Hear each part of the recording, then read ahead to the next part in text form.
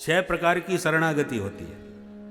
आनुकूलेन संकल्पः प्रातिकूलस्य वर्जनम रक्षिष्यतीति विश्वासो गोप्तृत्ववर्णम तथा आत्मनिक्षेप कार्पण्यम षड्विधा शरणागति। ये शरणागति के 6 सूत्र हैं, बहुत सावधान होकर के सुने। बोलो जय सिया राम। जय सिया राम। सबसे प्रथम शरणागति का सूत्र है आनुकूल्येन संकल्पः। भगवान के सन्मुख संकल्प लें कि हे प्रभु, हम सदा आपके अनुकूल बन के रहेंगे। अनुकूल बनने का संकल्प लें। और किसी के अनुकूल यदि बनना हो तो क्या करना चाहिए? बोले वो जो चाहे सो करो। आप गुरुजी के अनुकूल कब बनेंगे? जब गुरुजी की इच्छानुसार चलेंगे। गुरुजी कह रहे हैं बेटा हमको डायबिटीज हो गई, हम मिठाई छोड़ चुके हैं। अरे नहीं गुरुदेव, हमें पता चला आप पधार रहे हैं, हमने तो कितनी मिठाइयाँ बनाई हैं, सिर्फ आपके लिए बनाई हैं, थोड़ा थोड़ा तो चाखना पड़ेगा, नहीं तो महाराज हमारी तो सारी मेहनत बेकार हो जाएगी। अब गुरुजी की डायबिटीज चाहे जितनी बढ़ जाए पर हमारी मिठाई गुरुजी को खानी पड़ेगी। तो इससे अनुकूलता मिलेगी क्या? भाई तेरी मेहनत को देख करके यदि तेरी मिठाई खाएंगे तो गुरुजी भले ही बीमार हो जाए, पर आपके भाव की रक्षा होनी चाहिए। इससे कभी गुरुदेव प्रसन्न नहीं हो सकते। गुरुदेव प्रसन्न तब होंगे कि वो हृदय से जो चाहते हो वैसा तुम करो, उनकी आज्ञानुसार चलो। मम अनुशासन माने जोई, भगवान कह रहे हैं अवधवासियों से, जो मेरे अनुशासन को मानता है अतिशय प्रिय, मुझे वो अत्यंत प्यारा लगता है। तो आनुकूल्येन संकल्पः, शास्त्रों में भगवान ने जो आदेश दिया है उस आज्ञा में चलोगे तो भगवान के अनुकूल बनोगे। मातृदेवो भव, पितृदेवो भव, आचार्य देवो भव, अतिथि देवो भव, ये भगवान के वचन हैं। उन वचनों का पालन करो तो निश्चित भगवान के आप अनुकूल हो जाएंगे। हम गुरुदेव के चाहे जितने चरण धोएं, चाहे जितनी आरती करें, चाहे जितनी बढ़िया जय जयकार करें, परंतु उनकी इच्छानुसार नहीं चलेंगे तो गुरुदेव कभी प्रसन्न नहीं हो सकते। हम भगवान को मानते हैं पर भगवान की नहीं मानते। हम गुरुदेव को मानते हैं पर गुरुदेव की नहीं मानते। तो कि ये क्या मानना हुआ? मानना ये नहीं है कि हम उनकी पूजा करते हैं, सुबह शाम आरती उतारते हैं। मानना तो वह है कि वो जो आज्ञा करें उसमें आप चलें, उनकी इच्छानुसार चलें। पतिव्रता पत्नी सुबह शाम पतिदेव की चाहे जितनी पूजा अर्चना करे, पैर धो धो के चरणामृत ले, पर पतिदेव की एक ना माने तो क्या ये मानना हुआ? पत्नी कह रही है मैं आपकी सब मानूंगी, बस आपकी बात नहीं मानूंगी। तो क्या मानना होगा? क्या पति प्रसन्न हो सकते हैं? कभी नहीं। अरे बात मानो तो सब बात बन गई, पर पत्नी कहे कि मैं आपकी सारी सेवा करूंगी पर आपकी बात नहीं मानूंगी, तो पतिदेव कभी अनुकूल नहीं हो सकते। इसलिए आनुकूलेन संकल्पः, भगवान के अनुकूल बनो। कैसे? शास्त्र की आज्ञा में चलकर। दूसरा सूत्र है प्रातिकूलस्य वर्जनम। जो भगवान को प्रतिकूल है, माने अनुकूल नहीं है, वो तुम्हें भी हमें भी अनुकूल नहीं होना चाहिए। भगवान कहते मोह कपट छल छिद्र न भावा। भगवान ने अपनी रुचि दोनों बता दी। निर्मल मन जन सो मोहे पावा, निर्मल मन जन सो मोहे पावा। निर्मल मन जन सो मोहि पावा। निर्मल मन जन सो मोहि पावा। मोहि कपट छल छिद्र न भावा। मोहि कपट छल छिद्र न भावा।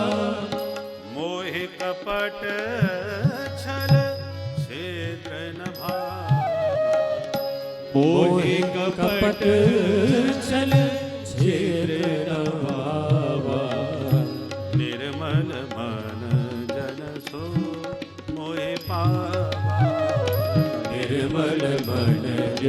सो मोहि पावा, सो मोहि पावा, सो मोहि पावा। मुझे वही पा सकता है जिसका मन निर्मल हो। अब प्रश्न उठता है, मन में मैल क्या है? भगवान कहते हैं मैल हम बता रहे हैं, मोहि कपट छल छिद्र न भावा। ये तुम्हारे मन में जो छल कपट भरा हुआ है, यही तुम्हारे मन का मैल है, इसे निकाल दो तो मुझे पालोगे। तो भगवान ने रुचि बता दी कि मुझे तुम्हारा धन नहीं चाहिए, मुझे तुम्हारा निर्मल मन चाहिए। एक भक्त भगवान से बोला, मैं आपको वो वस्तु देना चाहता हूं जो आपके पास न हो, क्योंकि जो आपके पास है वही हमने भी दे दी तो क्या फायदा हुआ देने का। किसी वस्तु को पाने में कब आनंद आता है? जिसकी आवश्यकता हो। अनावश्यक वस्तु कीमती भी हो, पर मिलने पर उतनी प्रसन्नता नहीं होगी, क्योंकि हमें उसकी आवश्यकता नहीं थी। तो प्रभु मैं वह विचार कर रहा हूं कि आपको क्या दिया जाए। भगवान हंसने लगे कि तुम हमें क्या दोगे भाई, हमारे पास तो सब कुछ है। भक्त बोला, हाँ वही विचार मैं कर रहा हूं कि रत्नाकरस्तव गृहम। सबसे ज्यादा संसार में मूल्यवान रत्न होते हैं, और रत्नाकर नाम है समुद्र। आप समुद्र में शेष साई बने विराजमान हैं, और सारे रत्न ये समुद्र से प्रकट होते हैं, तो वो तो आपके घर की चीज है। तो आपके घर की चीज आपको भेंट करी तो क्या फायदा। रत्नाकरस्तव गृहम गृहिणी च पद्मा। और आपकी धर्मपत्नी कौन है? पद्मा, पद्मजा, लक्ष्मी। संसार में या तो रत्न कीमती हैं या नोट। लक्ष्मी देवी, तो लक्ष्मी जी आपकी स्वयं श्रीमती बन के 24 घंटे चरण दबा रही हैं, तो आपको क्या लक्ष्मी दिखाऊं मैं? रत्नाकरस्तव गृहम गृहिणी च पद्मा किम देयमस्ति भवतो जगतीश्वराय।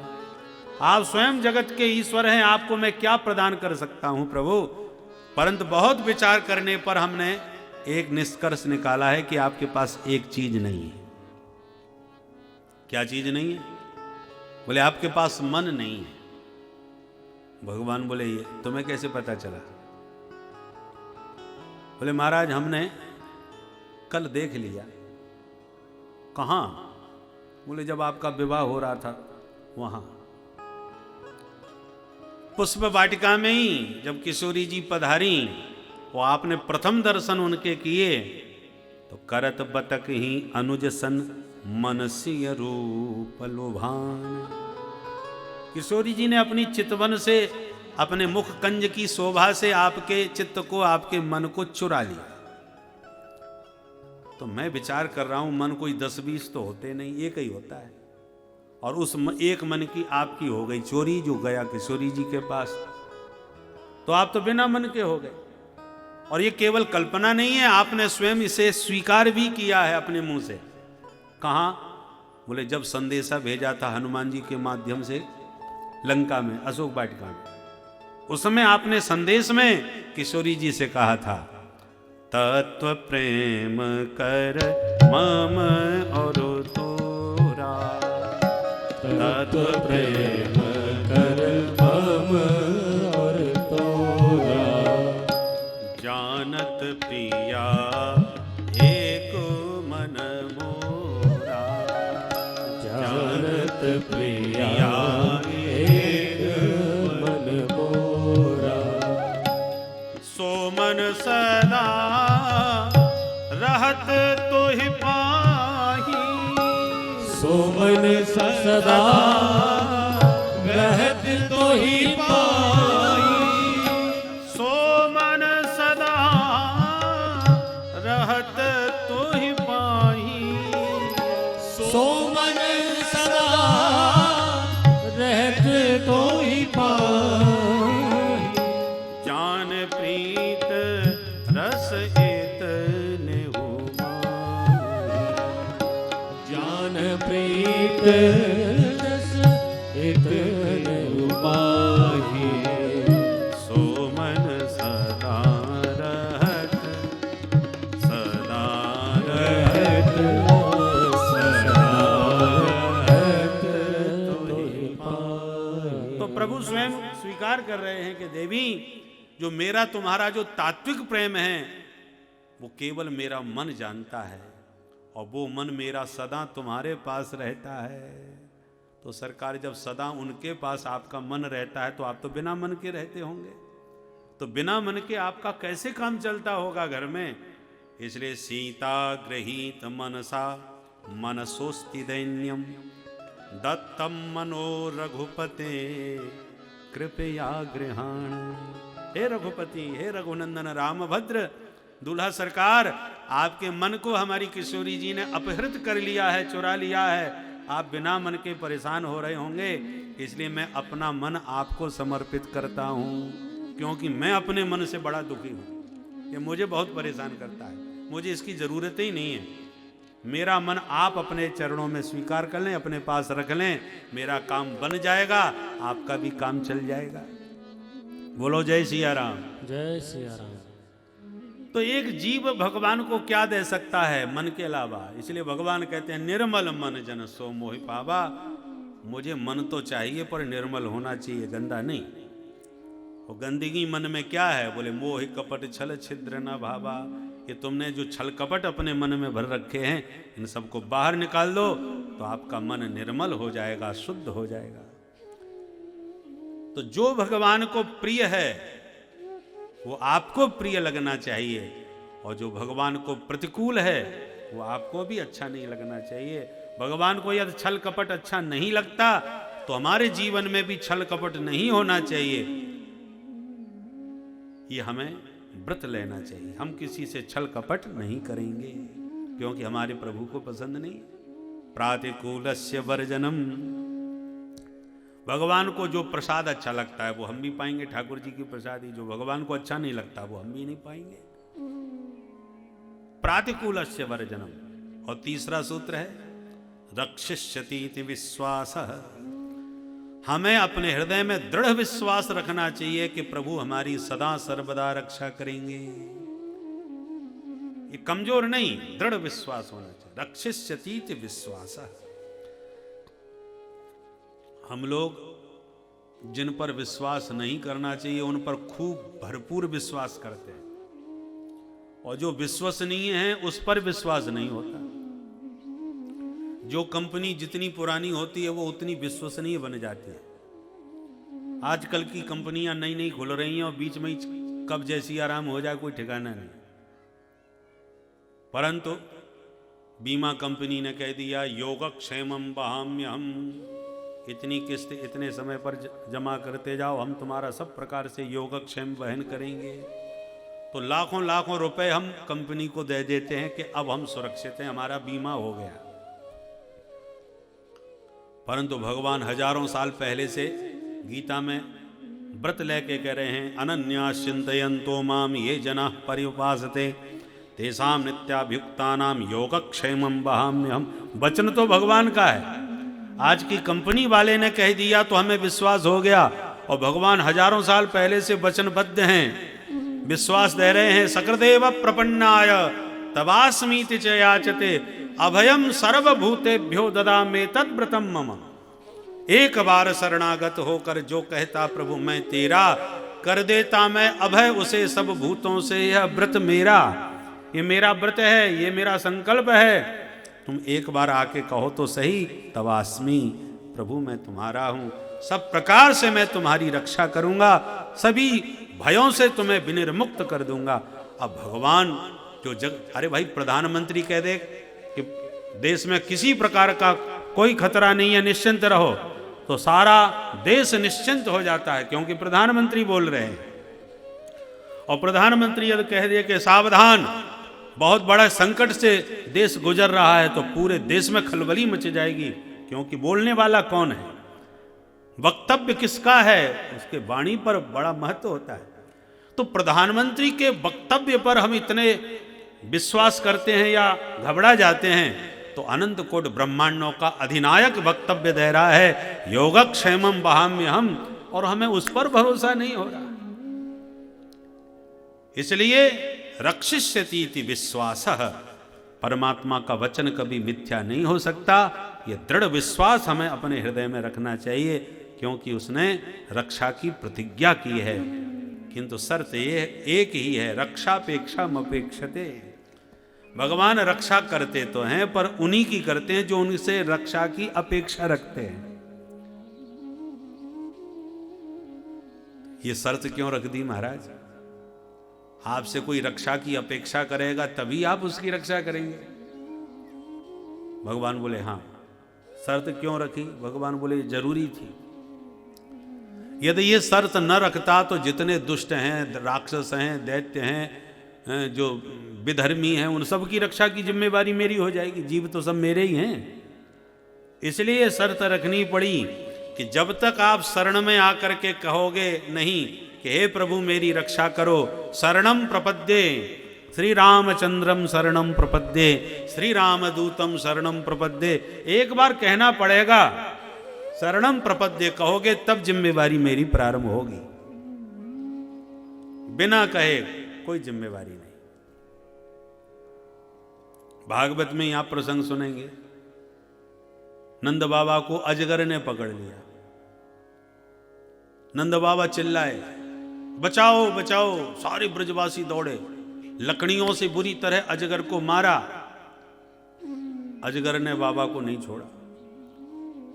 तो सारे ब्रजवासी बचा रहे नंद बाबा को, कन्हैया शांति से लेटे हैं।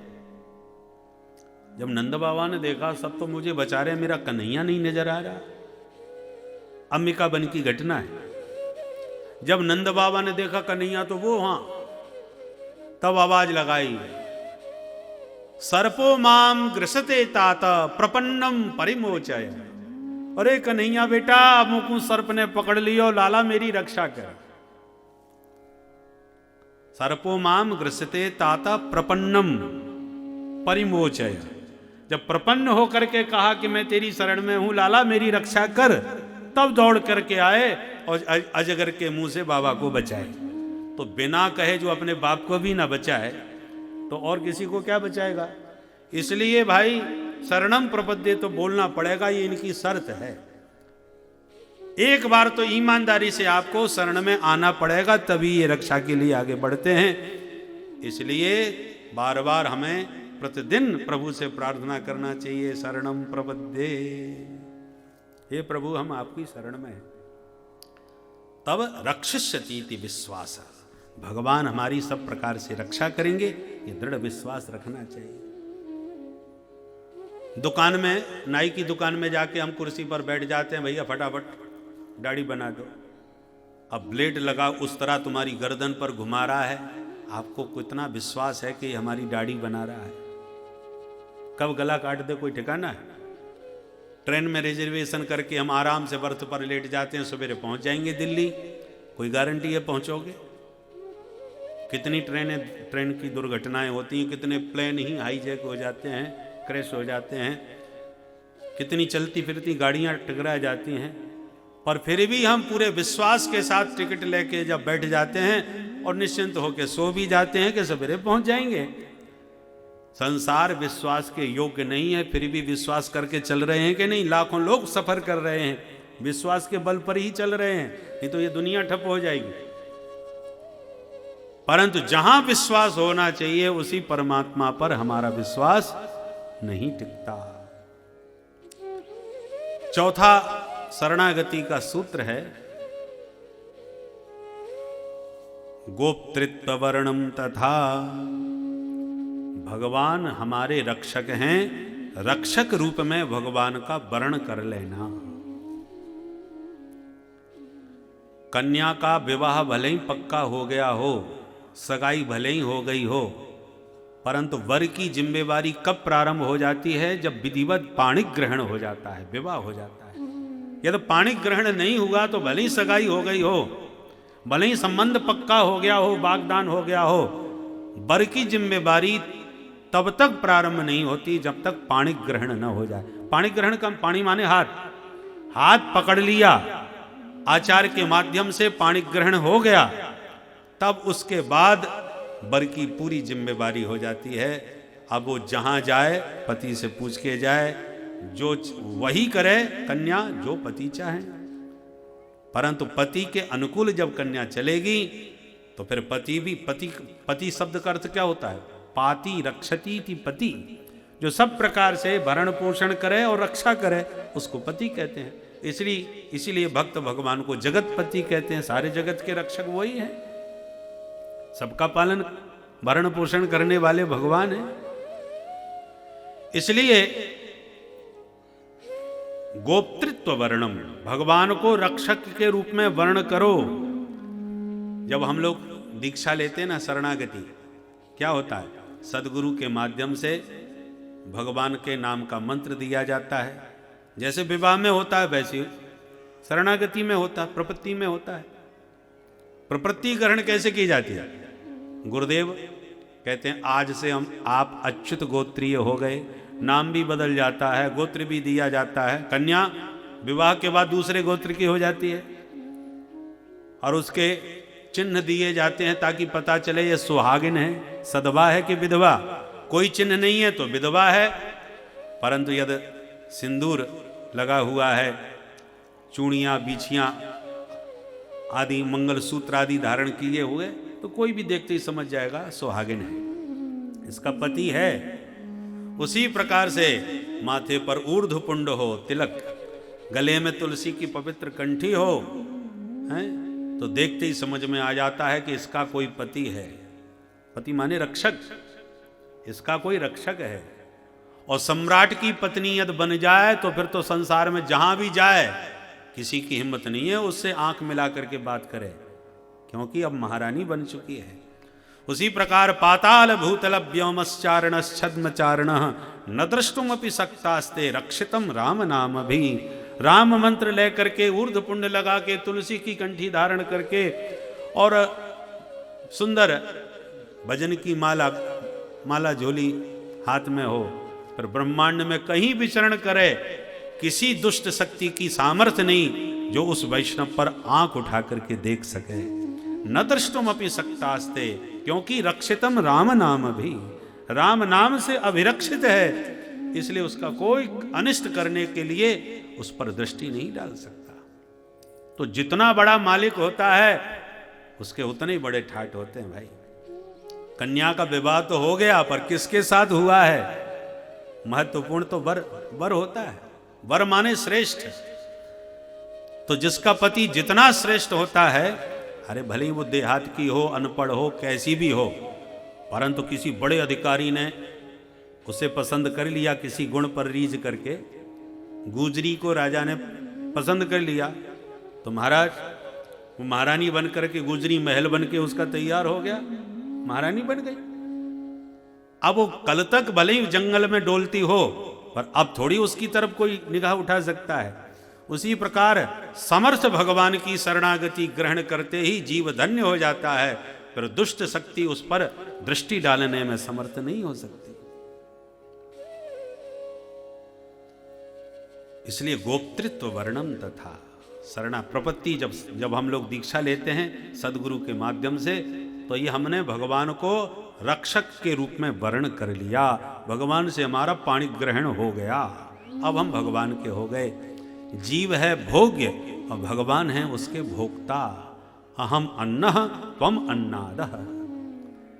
प्रत्येक जीव भगवान का भोग्य है और भगवान प्रत्येक जीव के भोक्ता हैं।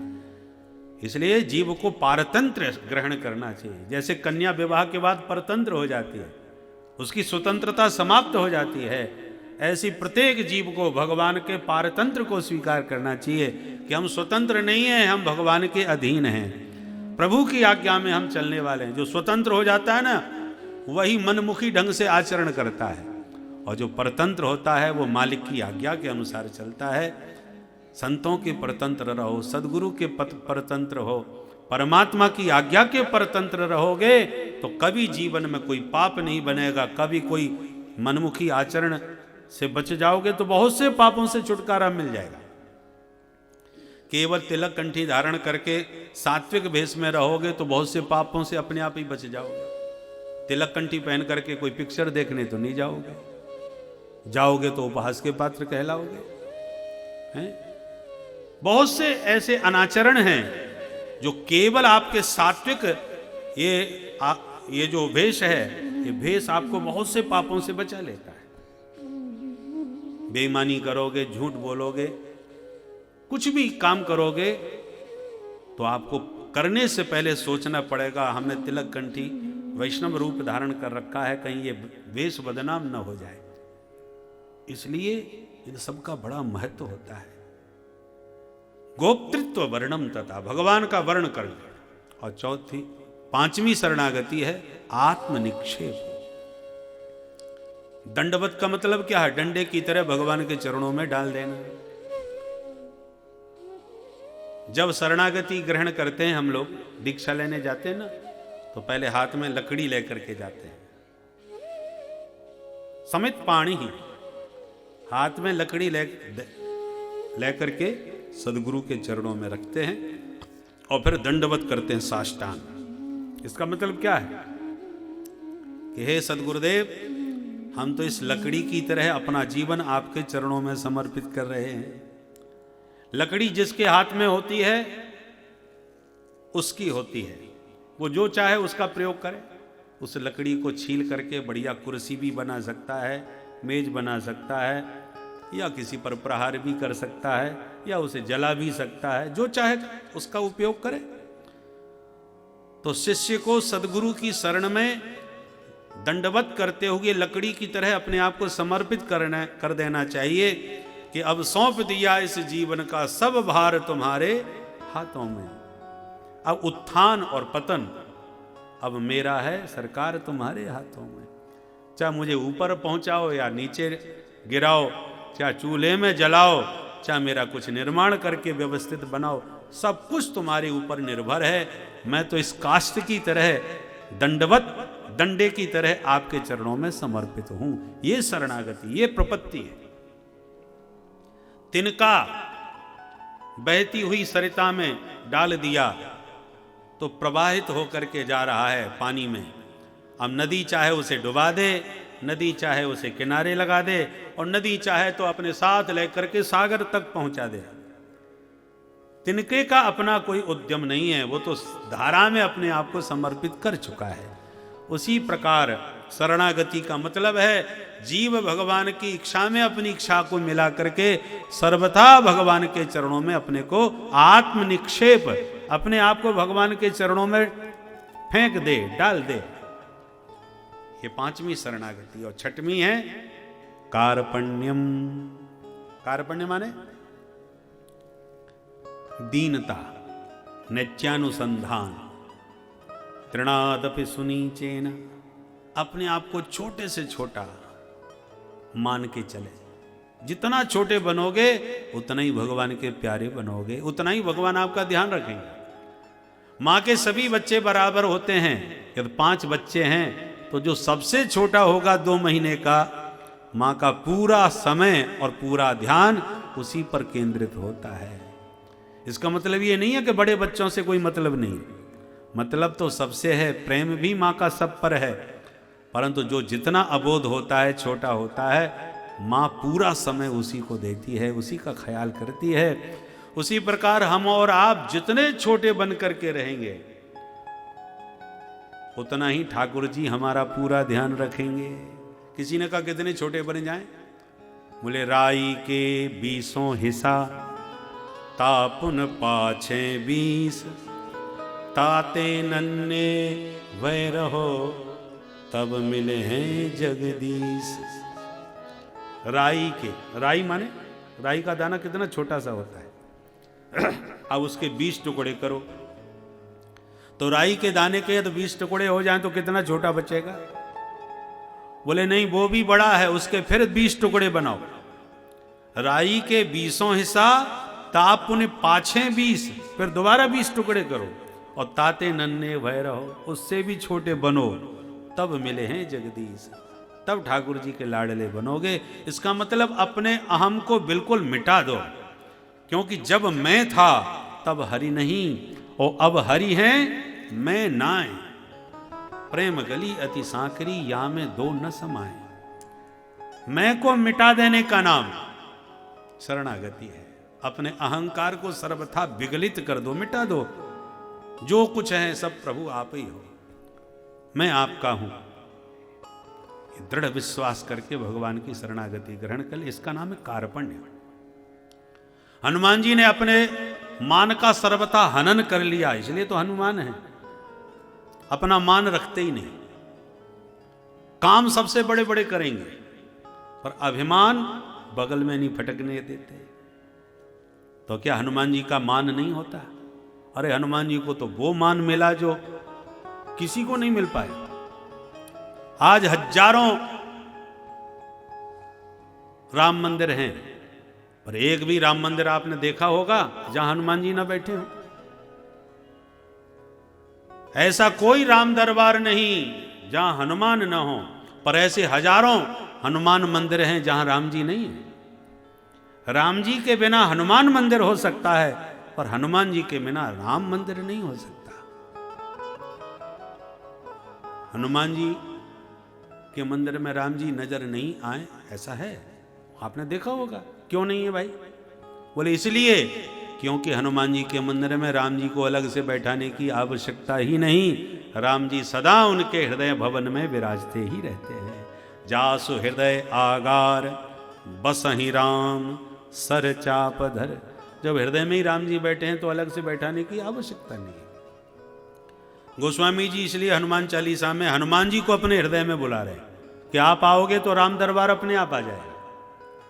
पवन तनय संकट हरन मंगल मूर्ति रूप, राम लखन सीता सहित हृदय बसो सुरभूप।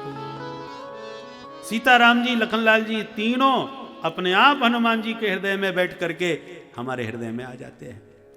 तो ऐसे हनुमान जी हैं, परंतु कब बने? जब उन्होंने मान कभी नहीं चाहा।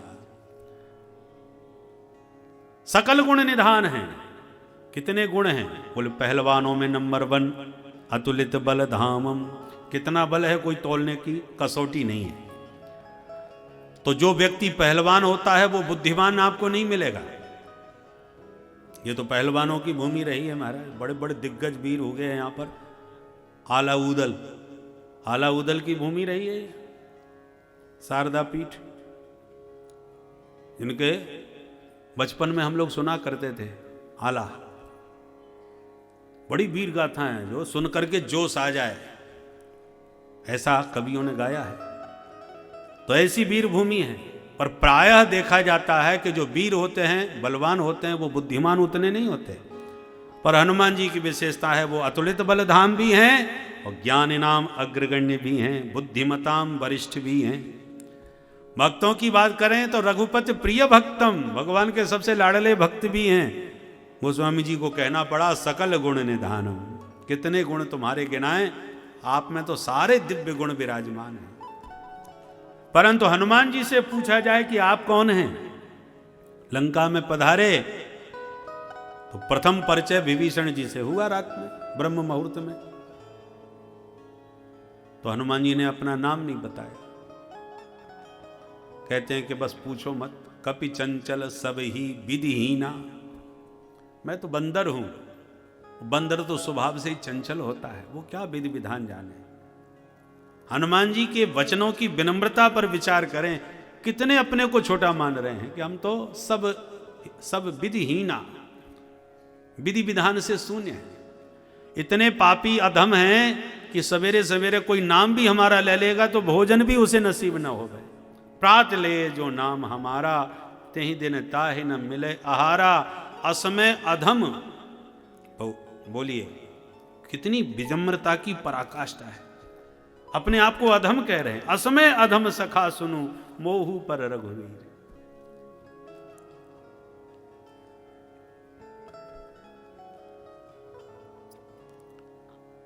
सर्वगुण संपन्न होते हुए भी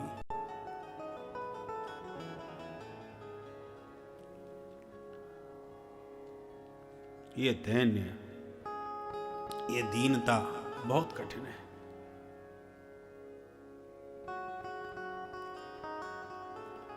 भगवत कृपा के बिना, संत कृपा के बिना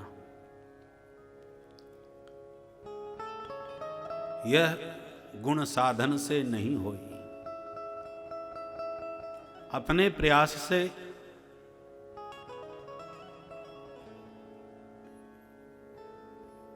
पाना बहुत कठिन है। ठाकुर जी जब विशेष कृपा करें, संत कृपा जब होवे, तब वास्तविक दैन्य का दर्शन वैष्णव के जीवन में प्रकट होता है। आत्मनिक्षेप कार्पण्यम, अपने आप को ठाकुर जी के चरणों में डाल दे और हमेशा नित्यानुसंधान करता रहे। हनुमान जी की तरह, हनुमान जी के चरित्र से यह दैन्य हमें सीखना चाहिए। हमारे पास कुछ भी नहीं है, फिर भी अहंकार के पुतले बने हम तने रहते हैं, और जिनके पास सब कुछ है, सकल गुण निधान हैं, उनके वचन कितने विनम्र हैं। कहते हैं मोहू पर रघुवीर कीन्ही कृपा, हम जैसे अधम पर भी प्रभु ने कृपा करी। सुमिर गुण भरे विलोचन नीर, भगवान की कृपा का जितना अनुभव करेंगे उतना ही जीवन में दैन्य का दर्शन होगा, दीनता आएगी। तो ये 6 गुण जीवन में, ये 6 शरणागति के सूत्र हैं। इन सूत्रों पर खूब विचार करना चाहिए। जितना हम चिंतन करेंगे इन सूत्रों पर, उतना ही शरणागति हमारी पुष्ट होगी। बोल भक्तवत्सल भगवान की जय।